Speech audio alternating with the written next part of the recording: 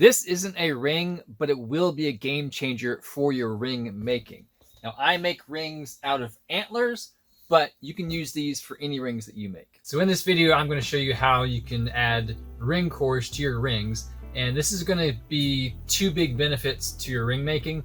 First off is it adds strength to your ring. So whatever material you're using, adding a metal core is going to just add so much more strength to that ring. Like I said, I make rings out of antlers, which are very strong, but adding that inner metal core to that just makes them just super strong. And then the second benefit is sizing. So it's not something you might think about, but when you use a core, you order it in whatever size you need. So whether it's size 7 or 11.5, and it comes, and the inside diameter is perfectly in size. So you don't have to worry about trying to get it close, going over size, any of that. It's the size you need, done. So that is a huge benefit. And then just other benefits to cores are the wide variety of colors and materials that they come in. So you can get practically any color, and then they come in all different kinds of materials beyond just your metal. Of course, they have different metals as well. And like the example I'm going to do today, I'm using a carbon fiber core, for example. So it just shows there's lots of different material cores that you can use. Now, what I have here is what you would call a ring blank. And that is, I've just taken a piece of antler, got it as close to a ring shape as possible, and then we're going to take it from there. If you would like to see how to make just your basic antler ring, or how to get to this point to make a blank, you can watch this video here that I made on how to do just your basic antler. But we've got a blank now, and what we're going to do is cover just a few things to make sure that this comes out perfectly. Because when you're working with ring cores, there are kind of some parameters you have to stay within in order to make it work correctly. Okay, now probably the biggest factor in all of this is going to be the next step, and that is cutting out the center of your ring. And what you're going to do is measure your core, the outside of your core, get your measurement, and then you will choose a drill bit that is slightly smaller than your core, or as close to your core as you can get.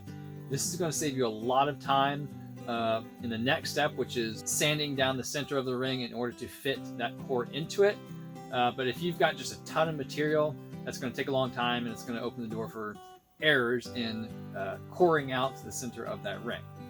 Now, the core that I have, I believe it's a size 11, and I checked all the different drill bits that I had, and the closest I had is a hole saw, which these things are amazing. I would highly recommend using them if you don't already.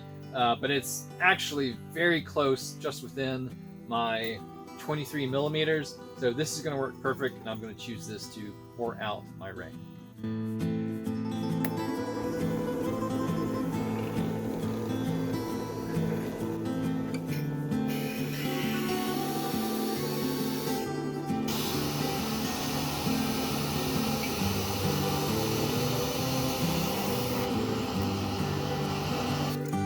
So you'll see I cut it kind of close on this end, which brings me to a good point, which is you really don't want your ring, the outer layer, to be any smaller than about a millimeter.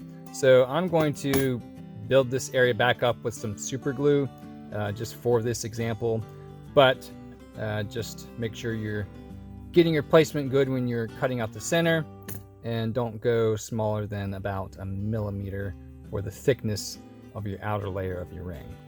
So now we've got a ring, and our core won't fit inside yet because we've cut the hole just a little bit small.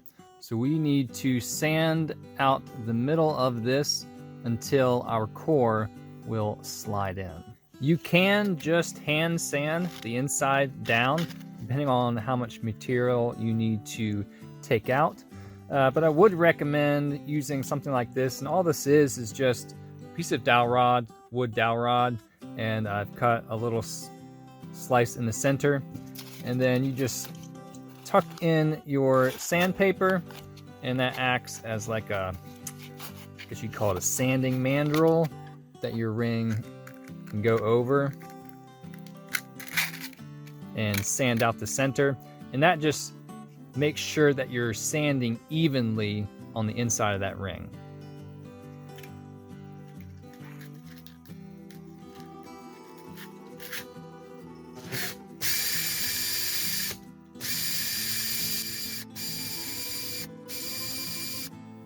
We are really close to that ring going in, but I would recommend that you do not force the core into your ring, just because over time the outward pressure pushing on that ring could crack it. So you want to just keep on sanding until that core will just slide in just barely, just snug, but not tight.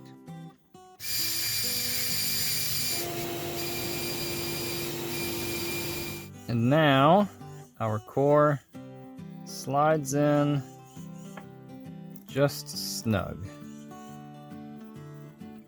Now we ended up with a really nice tight fit between the core and our ring, but if there is any little gaps between the core and the ring, don't pay too much attention to it.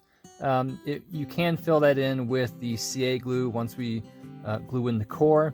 But it does highlight the importance of getting that center of the ring as perfectly circle as you can when you're sanding down, in order to avoid any big gaps between the core and the ring. Now that the ring core slides in easily, the next step is to glue it in place. And this can go south really quick if you don't follow this instruction. Use a gel style CA glue, not your typical fast drying CA glue that you pull off the shelf. This is because when you start sliding in that core into the ring, it will dry so fast that you won't even be able to get it all the way inside the ring, and then you've got this half core, half ring mess. And so put your gel glue inside the ring, slide in your core, kind of rotating as you slide it in to smear that glue around, and then just make sure that the core is exactly centered inside that ring. And I do highly recommend wearing gloves while you do this. I have glued myself to several rings in the past. There is a second option that's a little less risky. If you put your core in there and then you get a thin viscosity glue and you just kind of touch the bead of the glue, it will siphon down into that crack and help glue it in without the risk of gluing it halfway through pushing it into the ring. With that core glued in, if you have an edge sticking up around the ring, go ahead and sand that down, and then just proceed to sand down the outside of your ring. I generally start with a 220 grit and then work my way up to something like either 800 or 2000 grit sandpaper in order to get a nice shiny finish. And then you can finish it off with any type of finishing wax that you have, or even beeswax, and that protects the ring, fills in all those little pores, and just helps it protect from moisture. There you have your antler ring with your carbon fiber core. Really strong. Turned out beautiful. I did want to share with you a book that I just published called The Antler Ring Guide. This goes into depth on making antler rings from scratch, your basic antler ring. I cover even more details on cores, stabilizing rings, inlays like metal and turquoise stones, and then I go into like sizing, different materials that you can combine. So I cover all this in my book. It's on Amazon, but I'll leave a link in the description as well. Thanks for watching. I hope you found this helpful. Feel free to subscribe to my channel, and I'll see you next time.